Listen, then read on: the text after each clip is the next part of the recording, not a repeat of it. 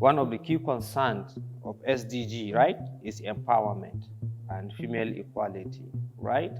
Then for you to achieve that target, you need to understand how women entrepreneurs, what are the barriers they face, and how some of those barriers could also undermine their ability, to employ other women.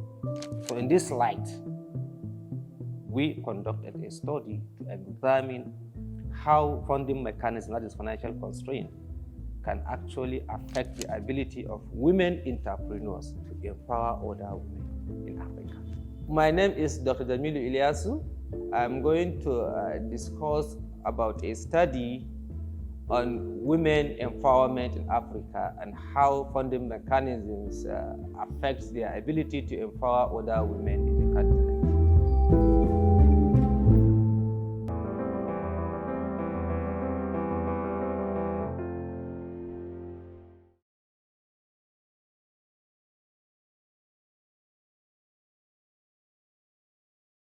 In recent years, a lot of studies have mentioned finance first, that access to finance is a significant barrier to women, entrepreneurs.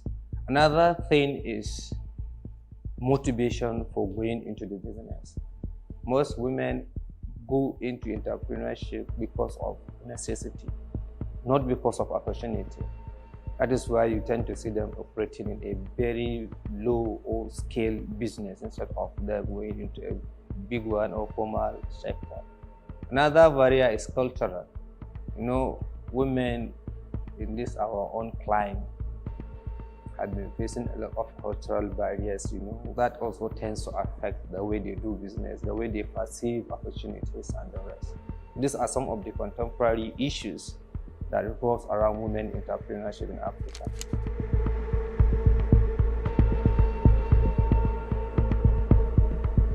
From the study we carried out on about 44 African countries from 2006 to 2022, the evidence shows that first is access to formal finance. A lot of women do not have access to finance from the banks. That undermines their ability to expand. You can only employ more when you expand. So that makes them still remain in that informal sector, operating on a low scale, So that plays a significant role in our findings.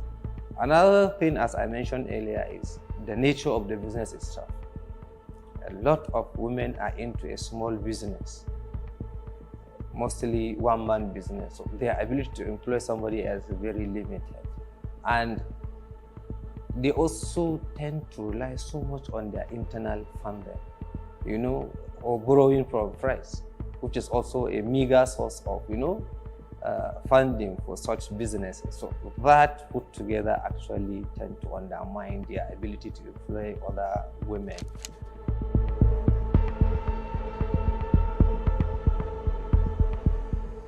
In our paper, we call that one the Quimby phenomenon.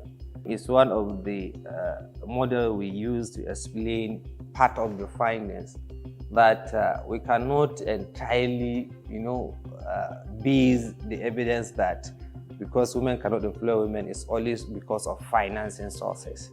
That another reason could be that Quimby phenomenon, where an iron lady, she has been working with men, so she must have assimilate some of masculine behavior. So it becomes very difficult for her to work with another woman. So they tend to be biased towards men. They think men are more straightforward and the rest. So we also use that phenomenon to explain part of the result. That wait a minute, maybe beside the finance, access to formal finance, it could be some of these ladies, they don't like to work with a fellow women, Women in Africa, they face a significant barrier when it comes to access to finance. That is the first finding. Then second is that they tend to rely so much on internal funds, meaning that either they are meager savings or borrowing from close relatives to finance their businesses. The third finding is that they don't have access, right, to funding from banks. They do have, but it's very small when you compare to the male counterpart. And in some, this contributed to their inability to employ other women to work for them. And we are seeking to understand women, woman empowering woman. And a lot of, resources has been put into research to understand those mechanisms. So these are some of the major findings as it relates to the study. There are several findings, but these three are the ones that we feel are the key findings. There should be a tailored policy. In most cases, you will see government implementing a policy that is like a broad one.